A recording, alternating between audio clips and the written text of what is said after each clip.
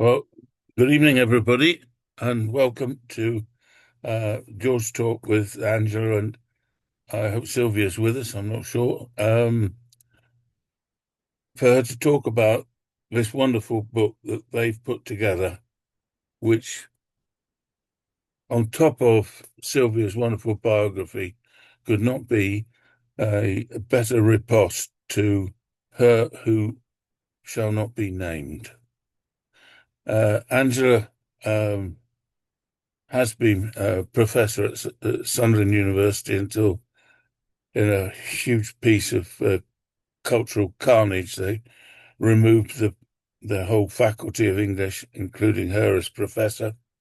Um, has worked closely with Sylvia, and between them, they have found more letters of Eileen's, and between them, they put together this wonderful book, which Angela will now talk to you about. Angela, over to you. Thanks very much, Quentin. And thank you everybody for turning up on what is in the UK Mother's Day. So it seems sort of appropriate that we're going to be talking about Richard's mother, Eileen. As Quentin was saying, Sylvia and I have been working on collecting Eileen's letters, as many of them as we can find. And I'm fairly sure there are still more out there. It's just they're lost in archives. So this is basically as much as we can find at the moment. But what we ended up doing was going all the way back to Eileen's time at school because her school magazine, The Chronicle, is one that contains some of her early writing. And that helps us see something about how she develops as a writer in her own way later on. But what I thought would be most useful for us to look at in terms of this span of letters and writings is how her humour is developing over this time. Because I think, as one of the things you would notice if you read her letters, is they are actually very funny. And this is one of the characteristics of Eileen that was so appealing to such a large number of people. I'm just trying to get this to work, but bear with me. There we go. So what we can do by looking at this span of letters and writings from her school days right the way through to the final letters she wrote to Orwell in March 1945 is see where this style of writing comes from, her humour in particular. And one of the things that is interesting about humour is that it is very much intended for a specific readership. To find something funny, you have to be on that person's wavelength. And these are letters which were never intended to be read by people other than the person that they were sent to. So we are reading them in a way that is perhaps not the way they should have been read, and we're making assumptions about what she is doing in terms of her humour. But it does show us that she has a very clear, unmistakable voice in terms of her humour. And one of the reasons I thought this would be useful is because those of us who have had the misfortune to come across Anna Funder's book have possibly noticed where she picks up on certain extracts from her letters and uses these as exemplars of patriarchy in action. And what I would like to suggest is that this is a case of misunderstanding Eileen's letters, and it's because Anna Funder is deliberately or accidentally misinterpreting the humour in them. So to begin with, if we start to look at what humour is, and I'll try not to turn this into a linguistics lecture because I know that this is basically not what we're all here for. Um, Humour is to do with sharing a joke, and you have to be in with the joke. So you need to know the context and you need to know who it is that is speaking and what they're talking about. So you have to be on the same wavelength. Strategically, we use humour to create links with each other, to cement friendships. So this is why we have quite a lot of humour in our everyday conversation with people who we know very well. Sometimes we have personal jokes which are shared between just one or two people, and they can be impenetrable to people from outside that. And we can actually see that with Eileen, where she signs her letters to her university friend Nora Miles, with the name Pig, and we don't know why that is. But it's a joke that she shared with Nora all the way through her life after university. And that is something that we are excluded from, to know what that joke is. But it is definitely something that we can see in Eileen's letters, where this very close friendship that she has with Nora has led to this in joke, which continues for decades. We can also look at humour as a form of a defence mechanism. So sometimes it's called gallows humour, where we can use humour to make light of a very serious situation. And again, that is something we can find Eileen doing at various points in her letters. So looking at the main strategies she uses and where these come from, she uses quite a lot of exaggeration, and exaggeration is basically we're making something appear more dramatic or intense than it really is. So it is creating this dramatic statement in some way. And this is something we find in the writing of her head teacher at Sunderland Church High School. Miss Ironside was her head teacher, and she wrote a foreword, an introduction to each version, to each edition of the Chronicle, which was the school magazine. And we can see Miss Ironside routinely using exaggeration.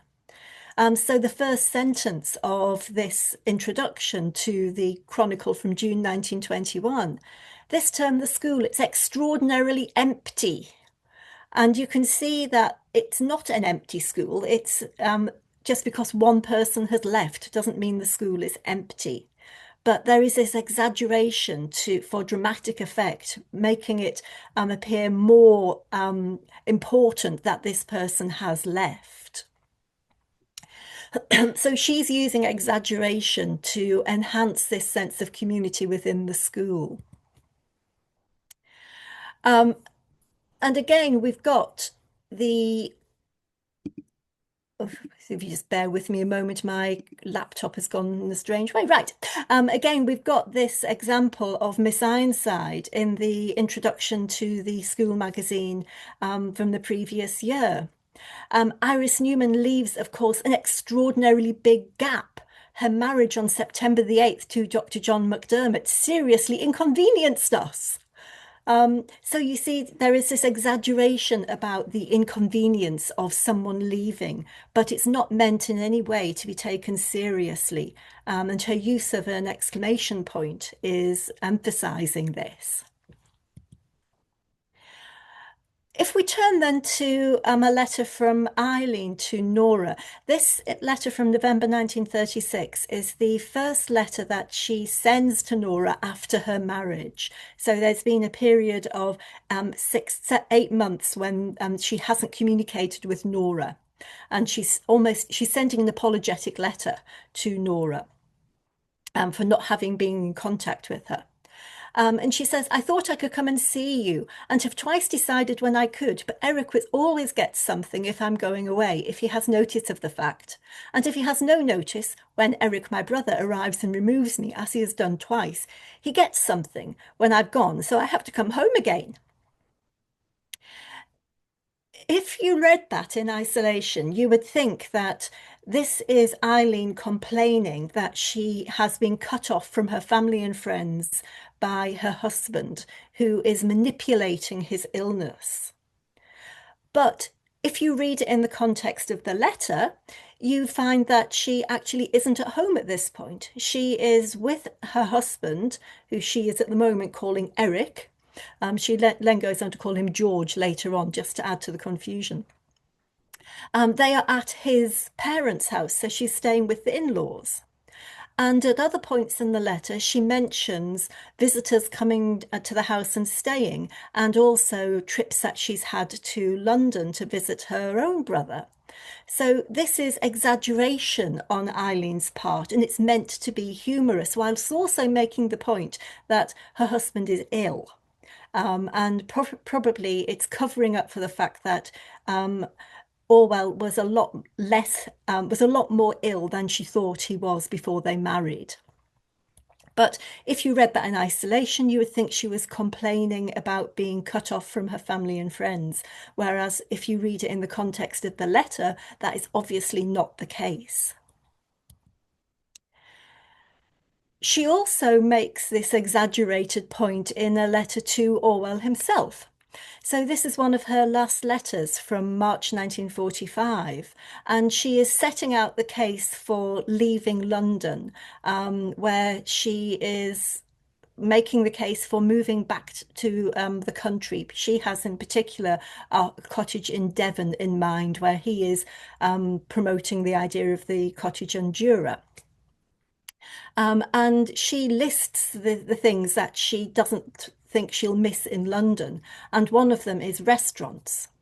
She says, as for eating in restaurants, it's the most barbarous habit and only tolerable very occasionally when one drinks enough to enjoy barbarity. And I can't drink enough beer. And of course, this is an exaggeration. Restaurants are not barbarous. They can be a bit unruly, particularly if you are drinking a lot, but they are not barbarous. And she is also making this point that um, she has to drink beer when she's out with Orwell. She doesn't really like beer, but he would only allow people to drink beer when he was around. She would drink another spirit if he wasn't there.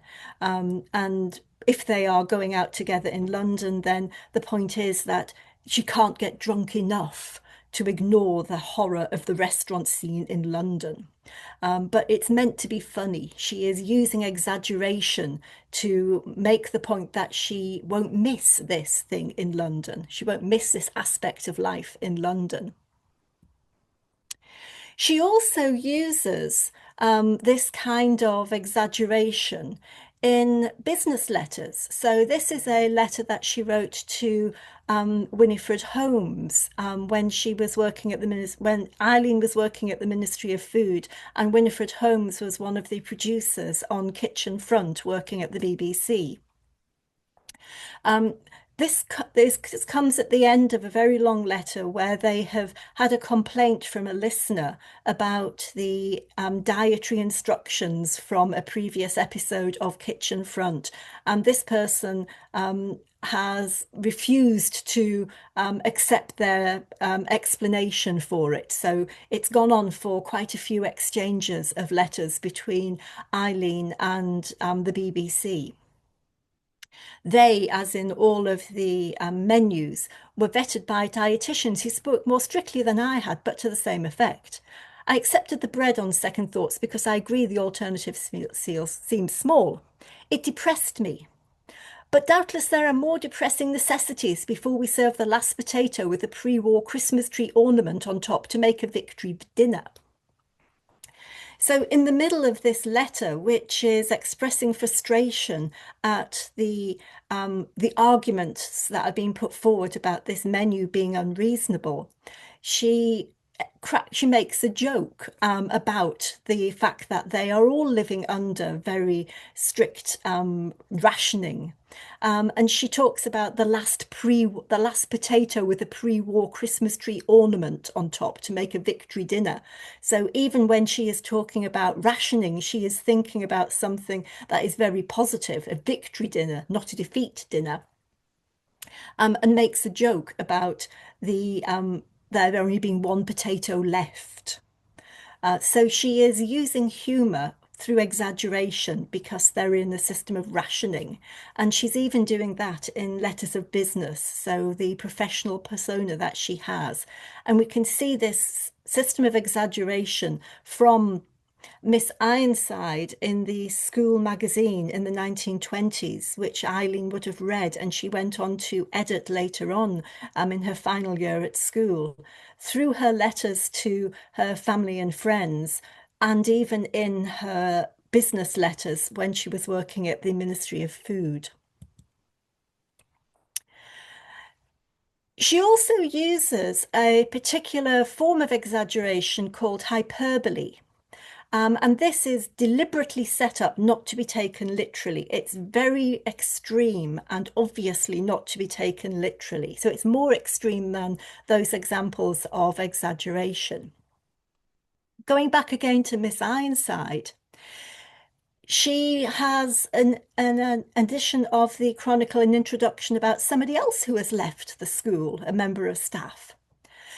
There was a happening little short of an earthquake when Audrey Sykes's most thoughtless father allowed himself to be translated to a more magnificent niche, and so bereft not only the head mistress of the school that educated his wife as well as his daughter of her most treasured secretary, but the school itself of one of its least sparable possessions.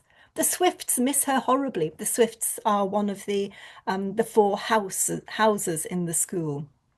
So does the English circle, and the dramatic will feel itself shorn of more than the secretary. Personally, I have lost a daily companion of a very dear friend, and when I add the fact that Canon Sykes resigned ipso facto from the local committee, it will clearly be seen that he acted thoroughly unwarrantably. So again, this is using exaggeration, but it's hyperbolic. It's overly dramatic. It's an earthquake. The Canon Sykes has left, and he has done this in a thoroughly unwarrantably manner. He's simply got a promotion and moved to a different part of the country. So that's all that's happened. But she is again using this form of exaggeration called hyperbole to make these people appear much more valued. And it's made to appear that they are going to miss them a great deal, but in a very humorous way. Everybody knows this isn't literally what's happening. When Eileen was at school for the last year, she was the sub-editor of the Chronicle. And one of her entries for the June 1923 edition has this example of hyperbole in it, where she talks about a visit from someone Miss Graham, who is speaking about missionary work.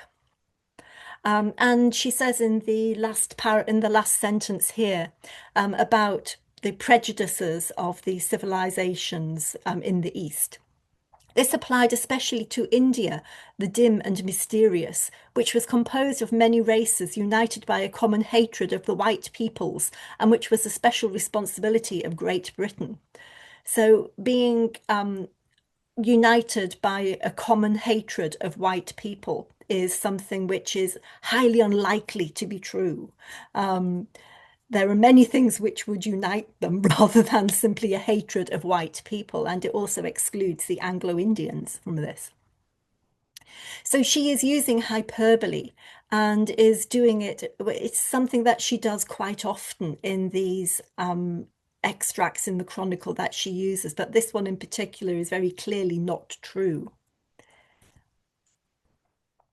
Going back to her first letter after her marriage to Nora from 1936, she also uses hyperbole in this, which you can see has this relationship with what we've just seen. Something which is obviously not true, but is used for dramatic effect in a humorous way.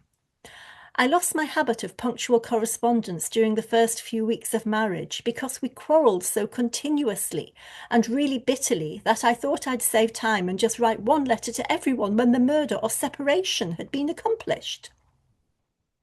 Obviously, she's never going to murder her husband. And she had just been married, so she's unlikely to be just separating. So it's not true. It's very obviously not true. Although there is always this element of truth in these, and if you read Keep the Aspidestra Flying, then the couple in that novel are arguing all the time, and it's part of their passionate engagement in the novel. So this perhaps reflects the marriage that Eileen and Orwell had, arguments, but which are passionate engagements. So she is making a joke out of it by saying to the outside world, this looks like we are arguing in a way which is going to lead to murder, which is not true. She also uses it in a letter to Mary Common, for example. This is a letter which she wrote to Mary in 1938 when Mary and Jack Common were looking after the Wallington cottage. And Eileen would be writing regularly to Mary Common to update them on what was going on in Marrakesh. The weather has got quite cold, which is delightful. Indeed, it's a good climate now, and I think we shan't die of it, which until recently seemed probable in my case and certain in Eric's. So obviously this isn't true. They just found it incredibly uncomfortable, but they were not about to die of the heat. So it's used in a way which is very, very carefully worded to be humorous and very elegantly written by Eileen. She also is using it in this letter to Nora, so another friend from August 1944. And she's talking about moving to a new flat. This is at the point where they have just adopted Richard, or about to fully adopt Richard. To get to the roof, you climb one of those fire escape ladders with very small iron rungs. I don't know how Richard will be managed if the bombs ever stop. I thought we might have a crane and sling and transport him the way they do elephants in the films, but George thinks this is unsuitable. So again, she is using this hyperbole of transporting a baby in the same way as you would an elephant, and seems to think this or sets it up as being perfectly rational on her part, but her husband thinks it's unsuitable. So this juxtaposition of the rationality of this hyperbole and then George thinks this is unsuitable adds to the humour in her letter to Nora. They were never going to use a crane and a sling, but it's just making the point that this is a relatively inaccessible kind of roof terrace that she's going to try and access. Writing to Lettice Cooper in March 1945. So again, one of these very last letters that we have. Lettice is someone that she met while working at the BBC. So this is a very recent friendship that she has struck up with someone. And she, excuse me, she is starting the letter by apologizing. If you think about 1945 and towards the end of the war, paper shortages got more and more and more frequent. And the paper that she's had has been misused by Mary, who is a toddler at this point. And Mary has scrunched up the paper. So Eileen can't get another sheet of paper because paper is in short supply. So she's tried to smooth it out, and the paper is in a really crumpled state in the typewriter. And she starts the letter, I'm sorry about the paper and the typewriter, but Mary got at both. You practically can't buy paper here, so I can't waste that. And although I could do something about the machine, I'm bored with it after about 20 minutes spent in collecting the ribbon and more or less replacing it. A typewriter ribbon is the longest thing in the world. It will go round every chair leg in a good-sized house. So I've just discovered. And of course, she's talking about a manual typewriter. And if you remember manual typewriters, they had a detachable ribbon in them, which was used to imprint the ink onto the page. And what seems to have happened is Mary has not only scrumpled up the paper, but she has managed to extract the typewriter ribbon from the typewriter. And yes, they are quite long, but they are not the longest thing in the world, and they will not stretch to go around every chair leg in the good-sized house. So this is a joke that Eileen is playing or making when we know this isn't true. but we know that what she is saying is meant to be funny. And she's emphasizing this by saying, "So I've just discovered." And again, she does this kind of hyperbolic exaggeration in her business letters. So this is an example of a letter written while she was working for the Ministry of Food to Winifred Holmes, one of the producers at the BBC. She had a secretary who did the typing, and obviously the secretary who did this wasn't particularly good at typing, judging by all of the mistakes in it. And the Planck script is to reach both of us tomorrow. She is pepping it up at the moment. I think there's a chance it may be very good, but you may need some of my new strychnine medicine nevertheless. At this point, Eileen was herself very ill, and she had a good friendship with Winifred Holmes. They went for lunch together, and as the war progressed, they spent more time speaking face to face, which means that there are far fewer letters later on in the archive because they were simply not writing to each other as frequently. They were meeting or speaking on the phone, and this was saving paper, which, as we see in 1945, is in very short supply. But she is making this point that the script is potentially very good, but it may be something that requires a stiff drink or some of her strychnine medicine. And of course, she is, because she has this personal friendship with Winifred Holmes, she has divulged information about her medical issues, and she is on very strong painkillers, but definitely not on strychnine. So it's using hyperbole to make this point to Winifred, and we know it's meant to be funny because obviously she wouldn't be on poison. Moving on then to things which are specific to Eileen. She plays around with language, and of course, this is one of the things that makes her a perfect companion for George Orwell. She loves language. And what Eileen does is she uses language humorously through puns and metaphors. This isn't something that you find in Miss Ironside's entries in the school magazine, but we do find them in Eileen's entries in the school magazine. So, for example, in her discussion of the departure of a much loved mistress in June 1923, she says, "We cannot begin to say how much we miss Miss Lunn." And this dual meaning for miss is something she is playing with, and it becomes eye-catching and humorous. Even though it's not meant to be funny in the context of the magazine, we can see that she's using this wordplay to miss Miss Lunn.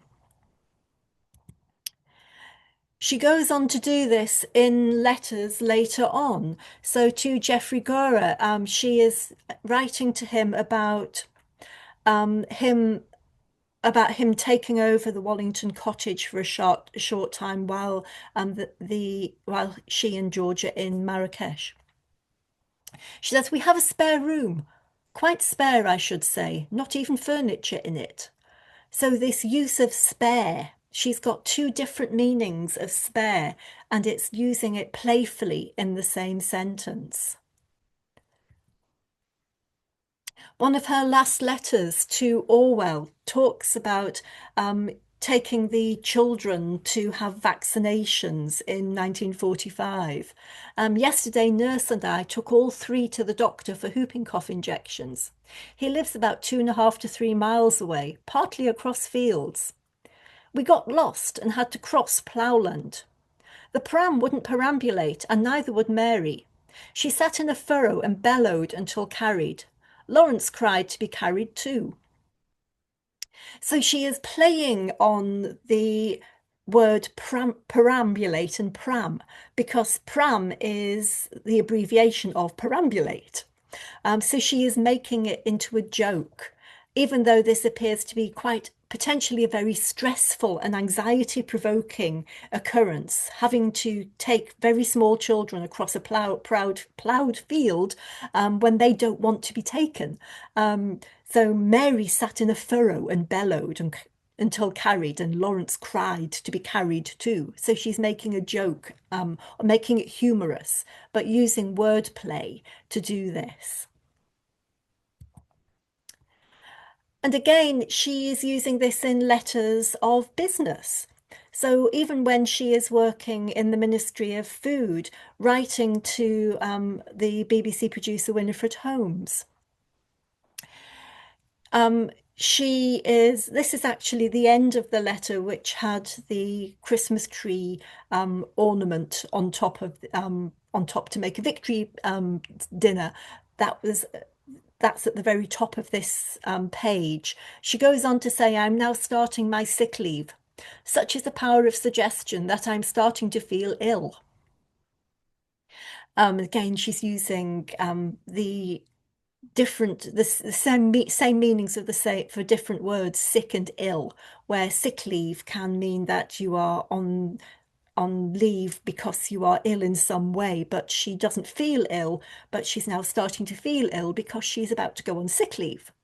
And this is a point where we suspect that Eileen had had a miscarriage and was going into hospital to have that sorted out. So she wasn't technically ill. But she is making this into a joke in this letter to Winifred Holmes. And then the last strategy that she uses is what we're calling whimsical humour. And this is very much part of what you find in books like Animal Farm, where this whimsical idea of animals being characterized by human forms is something that is very typically Eileen. We often can refer to whimsical humor as being eccentric or quirky or charming in some way. So it is something that is illogical, but it is particularly engaging. One of the poems that she published in the Chronicle contains an early intention to do this. So she's talking about it's a poem called Status, and it's about doing homework or doing preparation work in the schoolroom, where time seems to stand still and nothing seems to get done. She says, and one pen squeaked and one went dry, and one sighed loud and one sighed soft. Both panic-stricken wondered why the cuckoo in the clocket's cry must voice so oft. So she is referring to herself and the other girl who's in the room with her in the same way as she's referring to the pen, this very whimsical way of referring to or giving human qualities to an inanimate object, such as a pen which squeaked and going dry. And then the cuckoo clock has a cry. Perhaps not quite in the same form as the mallard in the picture, but you get the idea.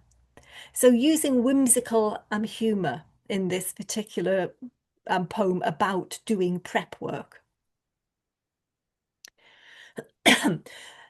In one of her letters to Nora from 1938, she also makes this anthropomorphic, this use of human properties on things which are not human, part of the humour. You see, I have no pen, no ink, no glasses, and the prospect of no light, because the pens, the inks, and the glasses, and the candles are all in the room where George is working, and if I disturb him again, it'll be the 15th time tonight. But full of determined ingenuity, I found a typewriter, and blind people are said to type in their dark.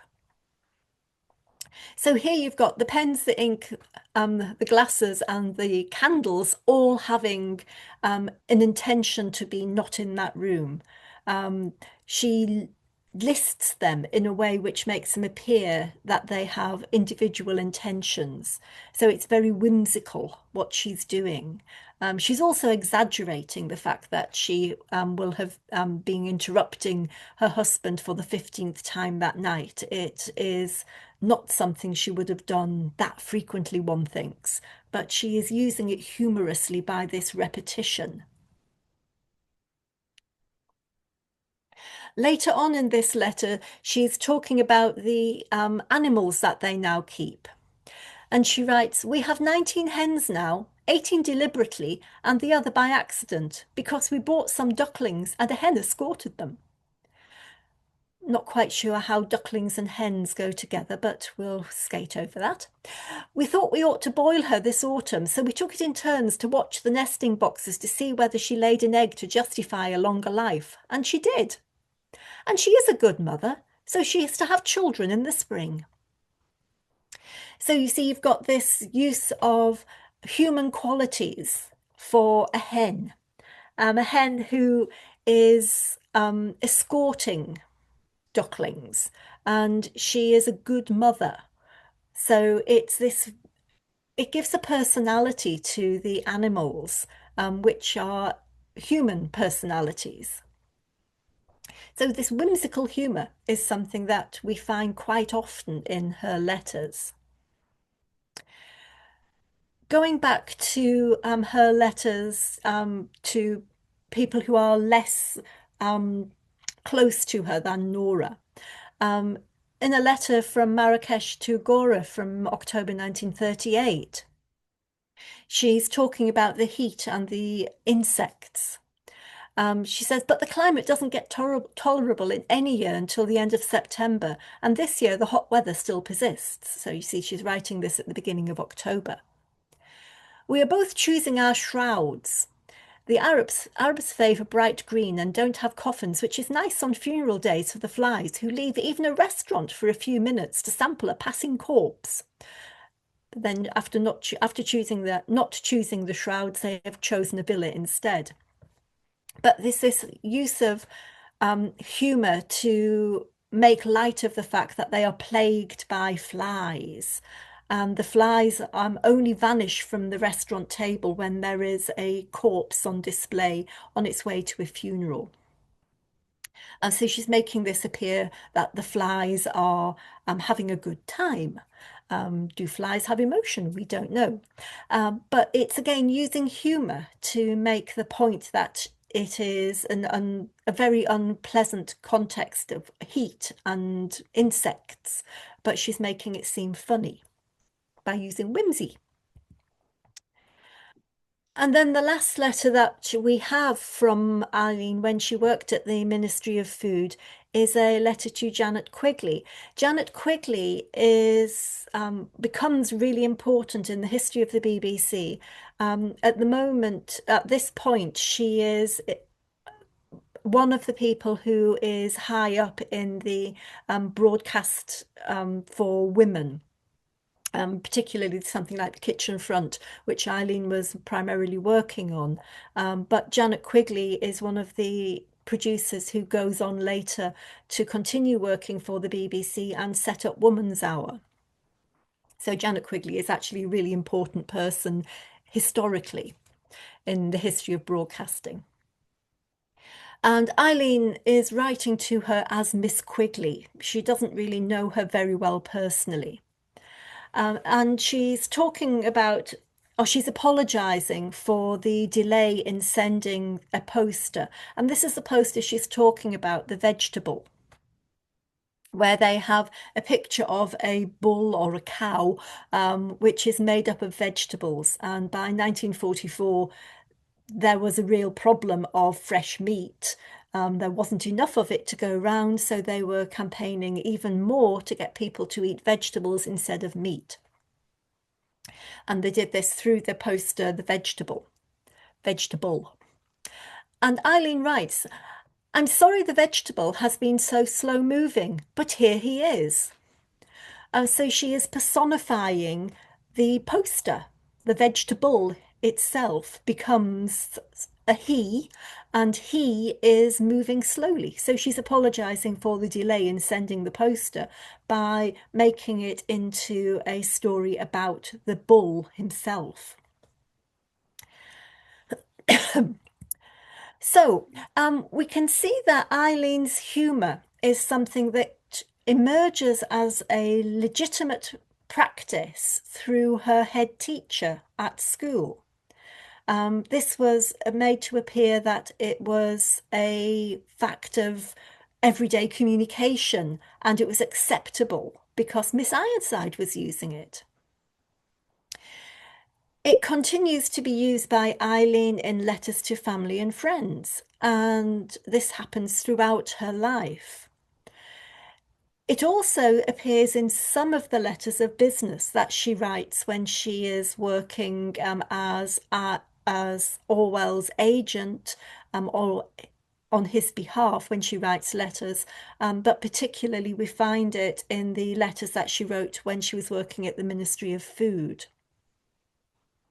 What seems to be specific to Eileen, beyond this exaggeration and hyperbole, is the more creative use of humour through language, through wordplay and whimsy, which you don't find in Miss Ironside's entries, you don't find in any of the other entries from other contributors to the school magazine, but only in Eileen's contributions.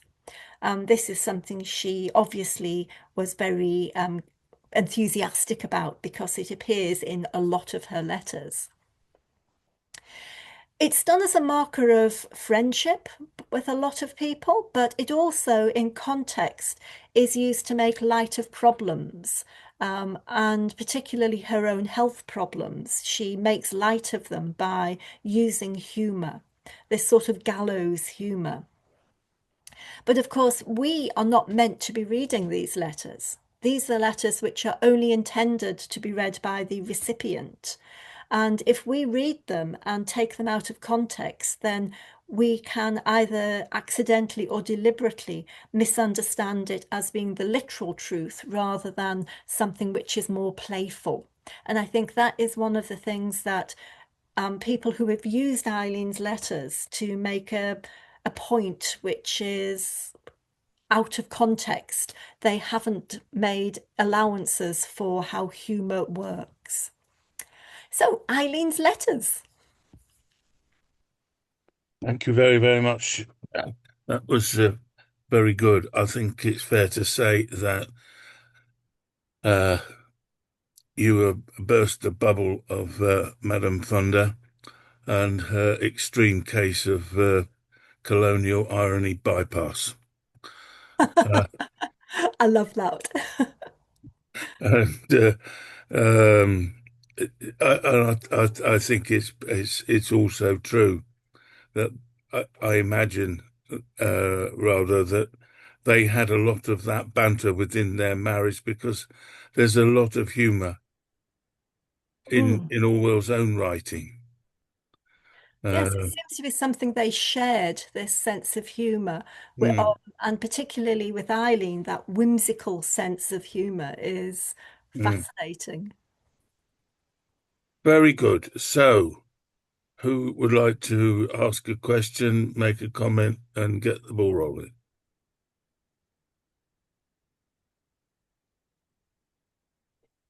We're all dumbfounded.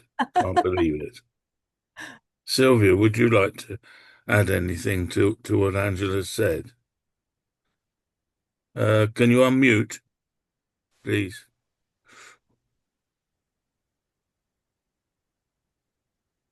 No, you still need to unmute.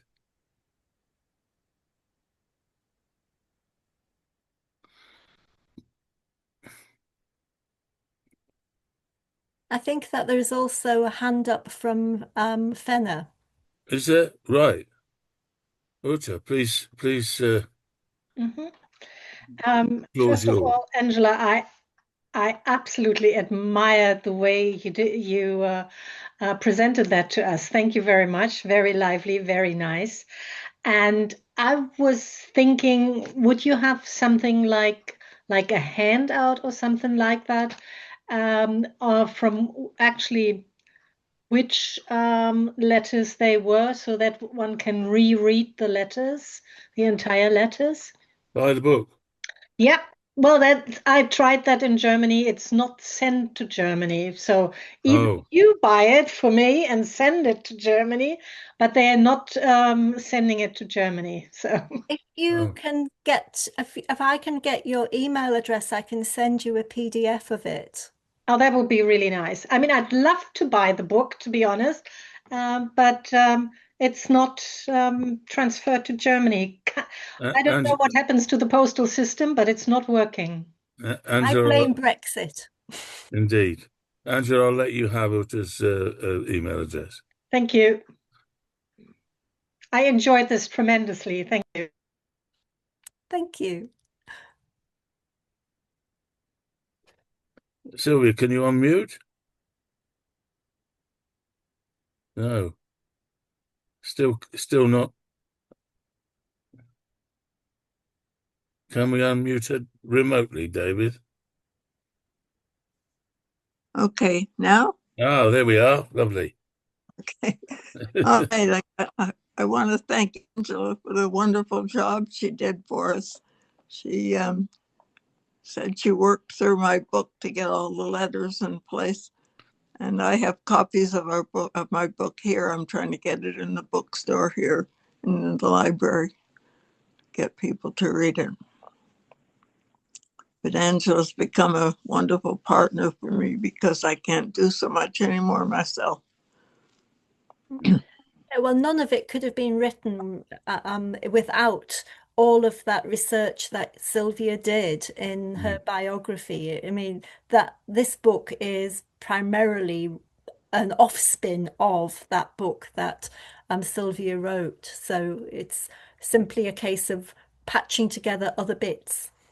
Well, it's Sylvia and Angela asked Richard and the aforementioned Mary, who is Catherine, the cousin that we share, and I to write a little bit of a forward about uh, our knowledge of Eileen, secondhand or otherwise, and there's no doubt in my mind that from what my mother said, all this aspect of humor and the liveliness of her as a personality, it's great to see it reflected in this book. Les. Thank you. That was a brilliant talk. Thank you very much. And one of the interesting points is that the line about the flies following the funeral is, of course, one that Orwell himself picked up and used in his essay on Marrakesh. Mm. I was thinking this afternoon that apart from humour, do you think that Orwell and Eileen also shared a certain naivety about the world? I was thinking about their experience that they had a copy of Mein Kampf in their hotel room in Barcelona, which caused serious problems when it was raided, and that neither one of them had thought this might be a bad idea. Were they actually reinforcing each other's, well, what I'm calling naivety about understanding the world, or was it just unfortunate coincidence? In one of Eileen's letters, she does actually make a joke about Mein Kampf because they call their dog Marx, which proves to be a way of shaming each other because neither of them has read Marx. And this is in the first few weeks of their marriage. So it may be that they had taken it to Barcelona hoping to actually get round to reading it. It's a very. I mean, I've sometimes wondered about that remark saying that they hadn't read Marx. Bernard Cricht picked it up, I think, in his biography of Orwell as an example of how uneducated Orwell was in 1936. But I wonder whether it's actually Eileen, again, her exaggeration that I agree. they I had agree. read Marx, and she's actually saying the complete opposite, which you'll know the technical term for, which has escaped me. Uh, uh, it seems to me that your use of the terms of classical rhetoric are very good here. So much, well, presumably also that both Orwell and Eileen, having gone through traditional education, had actually had a classical rhetorical education as well as in everything else. Certainly, Eileen did at Oxford. That was part of the degree that she took. There were classes on this which would have required her to know these terms. Yeah. Mm. Thank you very much. Thank you, Les. Oliver, good evening. Good Or evening, should I say good good morning to afternoon. you? Well, afternoon. No, I'm very glad that we skipped forward and you haven't, because otherwise I would have missed the talk. oh. Because I couldn't get here till 2, so our time. But yeah, so I really love the talk, and also love the book, which I have been able to get in the US. So I guess there's some remnants of the special relationship still alive, that we can get it in the United States, even if they can't in Germany. But I really enjoyed the emphasis on the humor in Eileen's letters, and I mean, obviously, it's very poignant given the tragic end of her life, that there is so much spirit and bravery. I think, courage throughout her life, making light of some very serious situations. And I mean, I guess I did wonder if, because you talk about part of the function of humor is to make light of very painful or difficult situations, that even though I love the humor and the whimsicality of it, I still feel that when she says, for example, we've been arguing really bitterly since we got married, there's some truth to that. I feel like she's exaggerating it, but I still believe that they were arguing, as probably a lot of newly married couples do.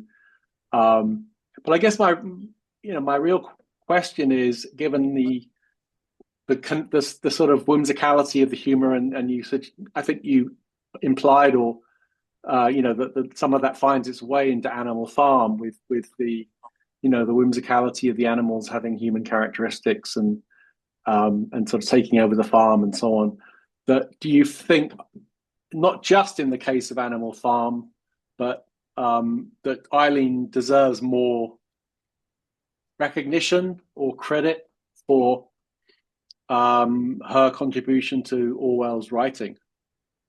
I think that's what Sylvia's book, original biography of Eileen, does.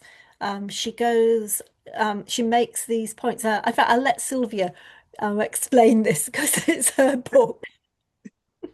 No, well, I always see that too, that he must have learned a lot from her about politics as well as humor. And psychology is another thing that could be looked into. He kind of poo-poos the idea of psychology before he meets her. And then he starts using psychological terms later on. So he clearly learned that from Eileen also.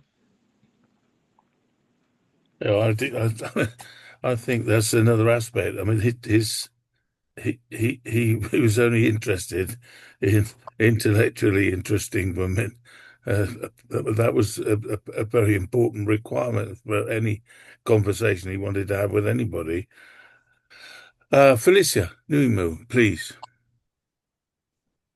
Am I unmuted now? You are indeed. Thank you. Okay, I think it's worth calling attention to a kind of humor in what might seem like the last book in the world to be funny, 1984. I particularly like it. Julia started a sort of envy in Winston by telling him that during the 2 minutes hate, her greatest difficulty was to avoid bursting out laughing. I thought that was a very good way of showing the funny side of something that was really appalling. On the other hand, I didn't feel much sympathy for the guard who was laughing at Winston's contortions. But I do think the thing about Julia seeing the funny side of this was really great, and if it had been explored more, you could see her bringing him her bringing a kind of levity to Winston. In fact, in a way, she did do that when she wore all those exciting clothes and so forth, because here I'm going to be a woman, not a party comrade. Yes, I think that you can't avoid humor throughout your life anyway, but that is, as you say, the a lighter side of 1984, isn't it? That's what she brings, that character, that's what that character brings to the novel. I think debunking any authoritarian is best done by humor. I was really impressed with the people in Portland who dressed up as cartoon characters to ridicule ICE. I think that's an absolutely brilliant way to have debunked them.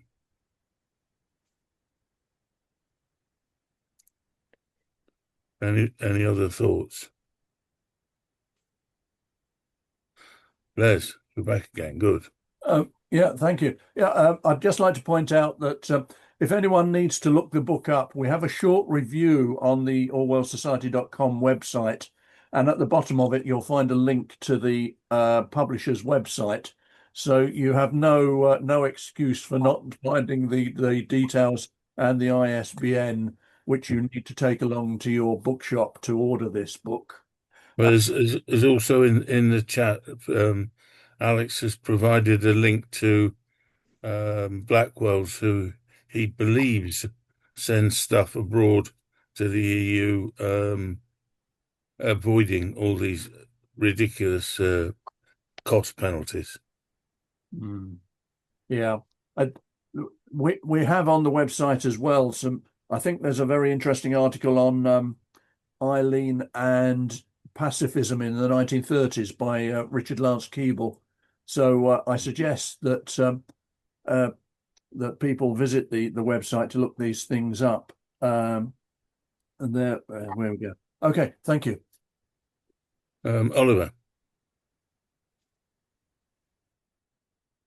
Yeah, I was just thinking about Les's question about naivety, and the possibility they were both sort of politically naive, and I'm thinking about a comment somewhere, I can't remember where Orwell talks about the goose step, the march, the sort of Nazi fascist goose step, and he says there's no way that this could be.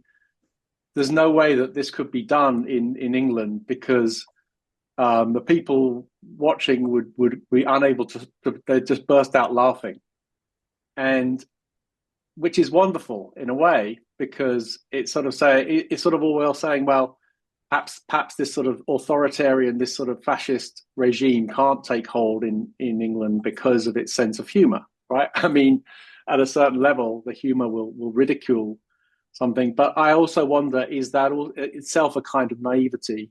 And so when they go to Spain and they're caught up in this terrible persecution of the poem, and they have Marx in the or Mein Kampf rather in the hotel. Is there a way that this sort of humor, they think of it as a kind of a shield against terrible things, but only in certain contexts? I wonder if I guess I'm asking, is the humor the way of looking at life in this whimsical way itself a kind of naivety politically? I think that it is strategic, isn't it? Laughing at authoritarianism only works so far. But I think that there is a naivety in both of them because, well, it isn't so much naivety, but it's a naivety they couldn't help because they were not able to see into the future. I think the most wonderful example of that was Václav Havel, who, when he became president of as it was then Czechoslovakia before they split, commissioned a famous Czech film director who'd been famous in Hollywood, not just in Europe, to create a sort of Ruritanian guard for the palace, the castle in Prague, and they march about with these exaggerated steps, and it was a direct snub to what had gone before and been replaced by that regime. When Liz and I saw that, we thought it was absolutely wonderful.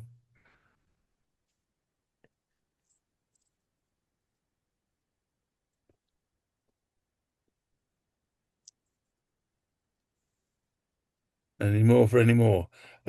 Maureen Gilbert, I don't know if you spotted that, has confirmed that she gets books from Blackwell, avoiding penalties, and Maureen's Dublin based. Les. Mute, unmute. Yeah, I'd just like to add one more a word of praise, which is for the footnotes in which Angela explains the significance of both social context and these points where she has to explain what Eileen is doing in the way that she's writing. So it's the book is good on 2 or 3 points, but the footnotes added by Angela and presumably with Sylvia assistance as well, I think add an awful lot. But they also reveal something about us as readers today. And presumably this is your intention, Angela, that you realise that people are finding it more and more difficult to read what the intention was or how someone would look at the world in 1936 or 1942 or 1945, and that this has to be explained. But that's the benefit of the footnotes. Yes, I mean, that is one thing that becomes important when certainly you look at attitudes towards race and social class. I think social class is particularly an issue in quite a lot of what Eileen writes about. But it is important because we can't put our worldview onto things which were written nearly a century ago and expect people to be judged by that. Have Absolutely. to understand the context of it. But I must say that I had great fun doing footnotes because I come from an academic world where I'm not a historian. So we aren't allowed to do footnotes in my normal academic life. Well, We're told could I say, Angela, I entirely agree with Les's point, but what I also like was the fact that they were on the page where they were needed. There's nothing that irritates me more than a book where you have to force your way either to the end of the chapter or even worse, to the end of the book, scrabble about, lose all context of what you're reading before you come back again. And in the end, mostly you just ignore them. Yeah. That's exactly why we use footnotes, not endnotes. Yeah. But that's the publisher. That's the publishers, Quentin. I mean, I think a lot of people would love to have footnotes rather than endnotes, but the publishers tell you can't sometimes. I think it's more expensive to produce the book that way, unfortunately. We'll have to nuke them all. I'll leave that to you. I just want to call your attention to another example of Orwell's humor, some of those examples in Politics of the English Language. Didn't you burst out laughing the first time you read the paraphrase of the stuff from Ecclesiastes? Objective considerations of contemporary phenomena compelled the conclusion. I thought that was screamingly funny, and so did my students when I used it recently. Definitely. It should be compulsory reading for anybody who wants to be a politician.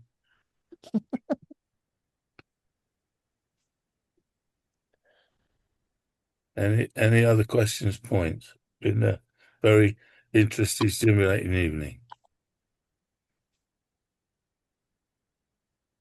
Well, please could you all unmute and thank Angela and Sylvia for lightening our day and giving us the promise of more.